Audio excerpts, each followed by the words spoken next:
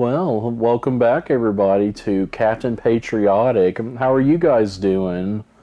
As you'll recall last time, we discussed the Battle of Guadalcanal and how it served as a critical turning point for the Allies during the first part of the war in the Pacific during World War II. And I hope you guys found that really interesting the last time because that's my favorite topic as far as U.S. military history goes, is the war in the Pacific during World War II. Well, today I want to switch gears a little bit because starting next week I'm going to be starting a new mini-series on Medal of Honor recipients, specifically those of my native state, my home state rather, of Arkansas. So today I want to kind of do a little background history on the Medal of Honor and how it became the country's most highest recognized award in the U.S. military. So sit back, relax, folks, and let the history come to you. So, like I said, today I want to discuss the history of the highest honor that a U.S. military personnel can receive in his or her career, which is the Medal of Honor. Now, this particular medal has its origins during the Civil War, and it's been around close to 160 years in total. And to give a rough estimate, we've had about 3,500 servicemen and women who have gone on to receive the highest honor in the U.S. military. Now, for this particular actions, people have received this honor from doing everything from stealing trains behind enemy lines to bearing heavy machine gun fire in order to pull his or her comrades out of enemy fire, as well as sacrificing one's life by throwing them on a live grenade to protect the members of his unit during a particular conflict. Now, so this begs the question, where did the idea for the Medal of Honor come to be? Well, sources tell me that the actual story of where the Medal of Honor started was actually the year after the Civil War began in 1861, whenever Secretary of the Navy Gideon Welles suggested to then Iowa Senator James Grimes that he offer legislation to create such an accolade. Now, this idea to have such a high honor was there in order to help increase the morale among soldiers and Marines who were serving in our Navy that was fractured by the ongoing American Civil War. Now, Grimm's bill gained a lot of momentum really quickly. In fact, when the bill was introduced on December 9th, 1861, it gained a lot of popularity and support around the country for different politicians and different supporters around the country. I mean, it was almost a big innovative idea all in itself. And you think it wouldn't be a new concept, but it really was revolutionary at that time. Now, the bill was so popular and it gained so much support that it quickly went through Congress, and President Abraham Lincoln officially signed this bill into law less than 2 weeks later on December 21st, 1861. Now, at the time that President Lincoln signed this into law, he originally authorized for 200 medals to be given out to Navy and Marine Corps personnel, which the original bill was designed to do. Now, 7 months later, and starting in July of 1862, the bill would be expanded to include members of the Army in the particular criteria from the original bill. Now, when that happened in July of 1862, the President authorized an additional 2,000 Medals of Honor to be awarded to members of the Army because it was such a big branch and still is to this day.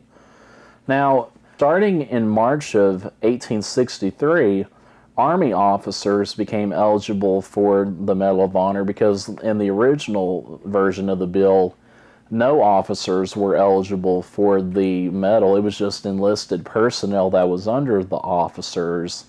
Now, as ironic as it be for Army officers to become eligible in March of 1863, U.S. Navy and Marine Corps officers would not become eligible for the Medal of Honor well over 50 years later in 1915. I know, that's really strange, right? I mean, you design a medal to be geared toward U.S. Navy and Marine personnel, but you don't award the top-ranking officers until well over 50 years after its initial plan. That's kind of strange in my opinion, but anyway, the first Medal of Honor ever was awarded to Army Private Jacob Parrott, who was considered to be a member of Andrews Raiders after he stole a train in Big Shanty, Georgia, and took that particular train about 90 miles down through Confederate territory in April of 1862. Now, it is true that Parrott did receive the first Medal of Honor, but all Army personnel that was involved in that particular raid would go on to eventually receive the medal.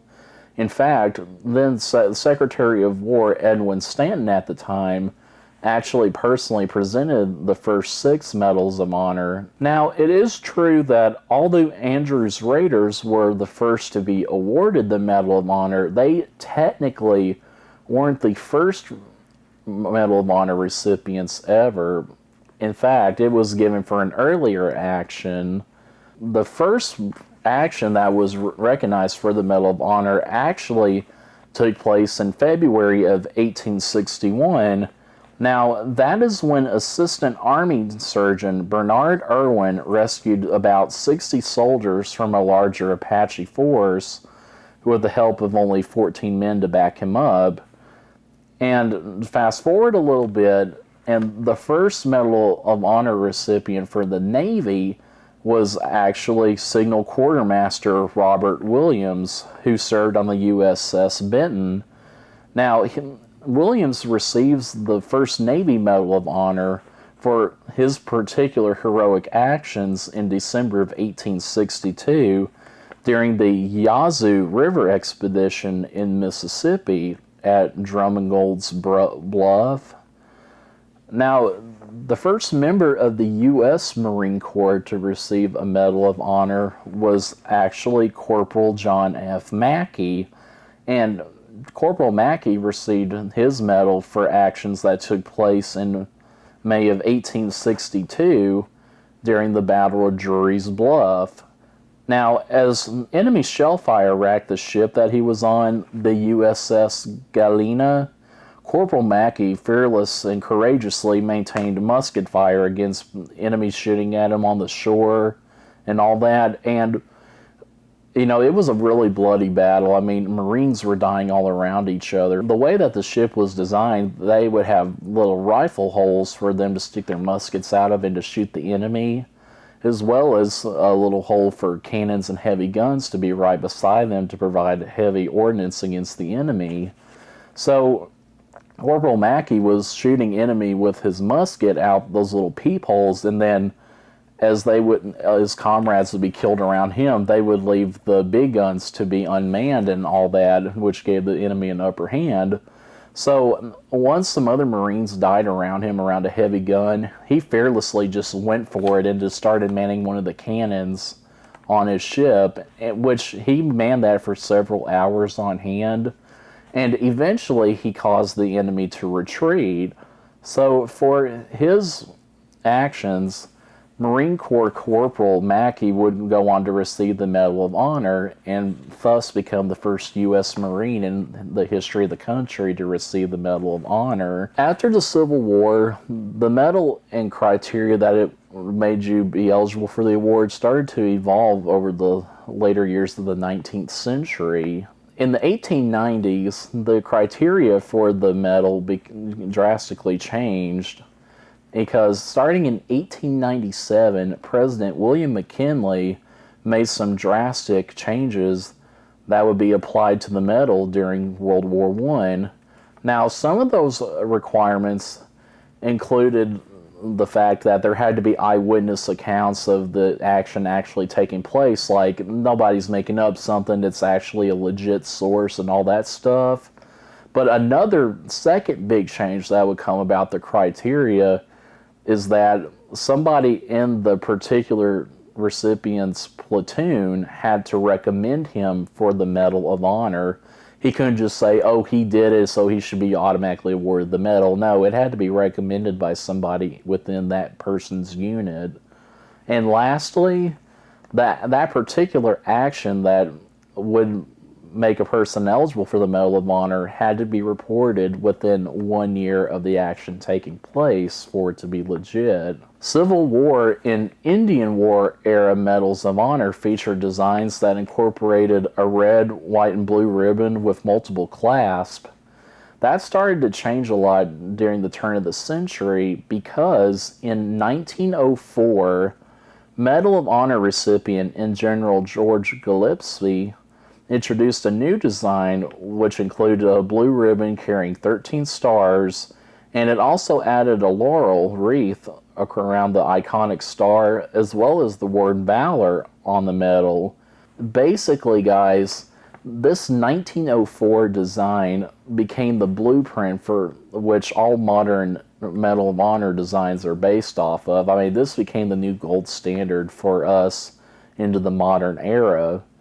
Now, fast forward 10 years, and in 1915, just as World War I is starting to rev up and the U.S. is starting to become involved in the Mexican Revolution down in Mexico, Navy and Marine Corps officers became eligible for the Medal of Honor after a 50-year hiatus during the Civil War when it first came about. During World War I, the criteria for the Army Medal of Honor became more strenuous in that the Medal of Honor required the valorous action to take place during a conflict with an enemy, that the recommended awardee be recommended by an officer in that person's unit. Now, so those weren't different than it was 20 years ago during the 1890s. But here's what the biggest change was starting in 1918, was that the valorous action, or the action for which a person could be awarded the medal, could be reported within 3 years of the particular action on the particular date that it happened. So that was pretty much a big change altogether, because that made more people more eligible for the medal, obviously. And it made it a lot easier to report than before, especially before the 1890s. Now, another change that evolved during World War I is that this is the time that the Medal of Honor officially becomes the highest award ever to be awarded in the military, period. Now, before this, the Medal of Honor was obviously always in the top tier of awards for the military. It always was, but ever since it started in the 1860s, U.S. military personnel didn't know for sure whether it granted the top spot or not. I mean, it was a big debate for a while. That changed, however, in 1918, during the thick of U.S. involvement during World War I. In July of 1918, the people of this Congressional Medal of Honor Society made and published official tiers that distinguish particular actions against, like a regular Purple Heart, a Distinguished Service Cross, or an Army or Navy or other service branch service medal. They made an official tier or an official ranking of all these, which eventually put the Medal of Honor at the top of all of those lists. So it makes it a little bit easier to discern who should really receive the honor and who shouldn't. Like I said, World War I basically served as a blueprint for the modern criteria for the Medal of Honor. Because like you said, especially in the Army Medal of Honor, people had to be recommended for the medal. The people had to actually witness the person doing this courageous act altogether. And of course, you had 3 years to report it altogether. So those standards still hold true to today's military for sure. Now, I will say, starting in World War I, there was more Army and Marine personnel that would go on to receive the Medal of Honor, as I'll get into later episodes of this series. Just because, warfare has changed. It's modernized. You have planes, you have automobiles, you have artillery. And you have machine guns that make the fighting even more gruesome. So why not start awarding more medals during the first modern conflict of history, World War I? Now, let's fast forward a little bit to World War II. Now, as you guys would understand, World War II has been the deadliest conflict in U.S. history. As I mentioned last time, there's been an estimated about 60 million people that have died during World War II.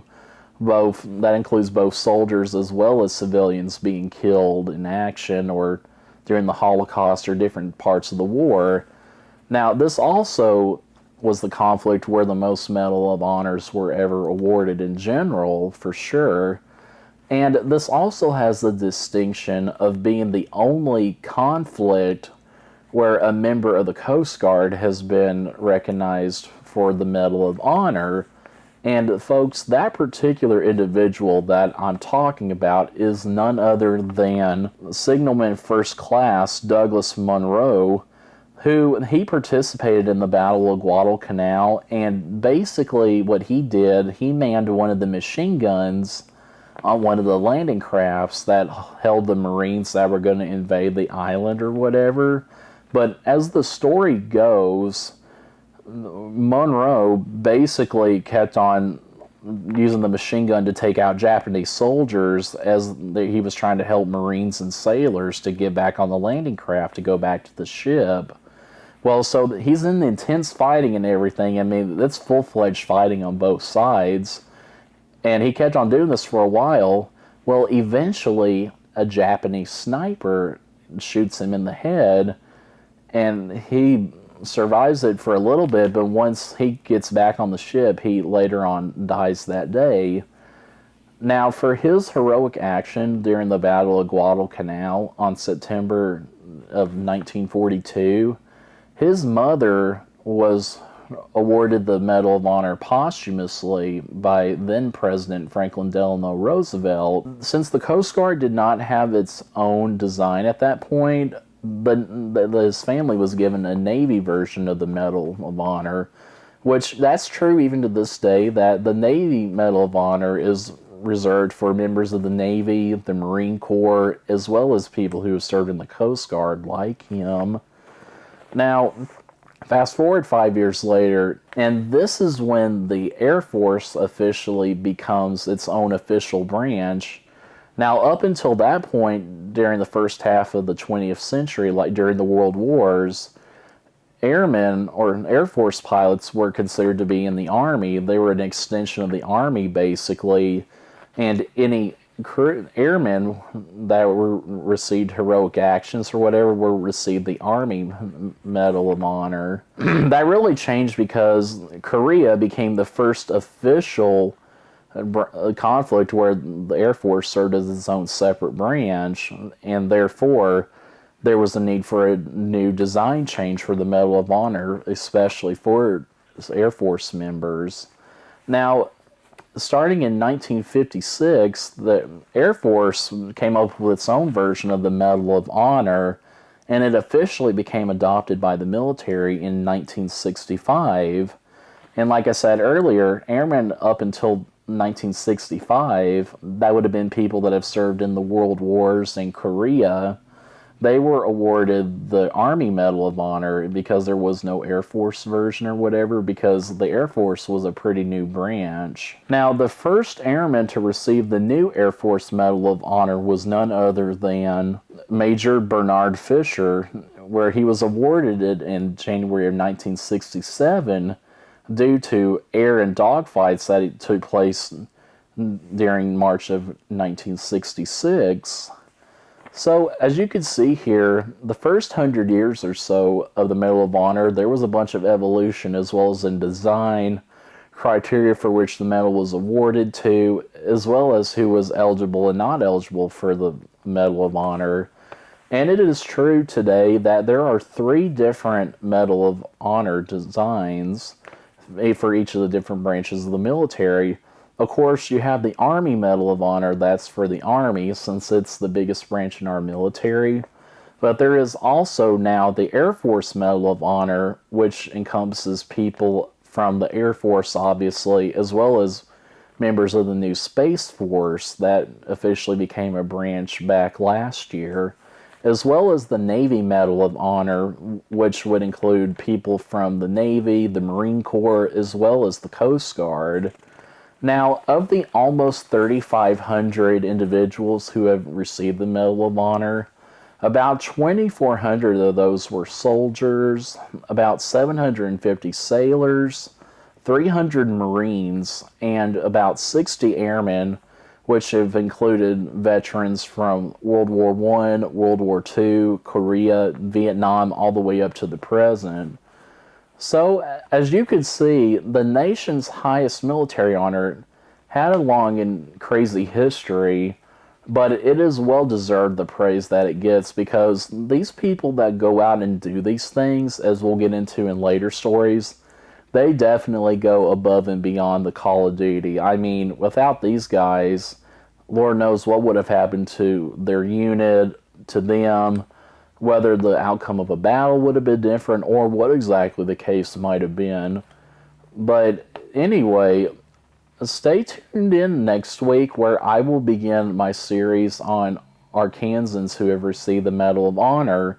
And next week, I have the privilege and honor of talking about one of the most famous generals in U.S. history, General Douglas MacArthur, who is a native from Little Rock, by the way.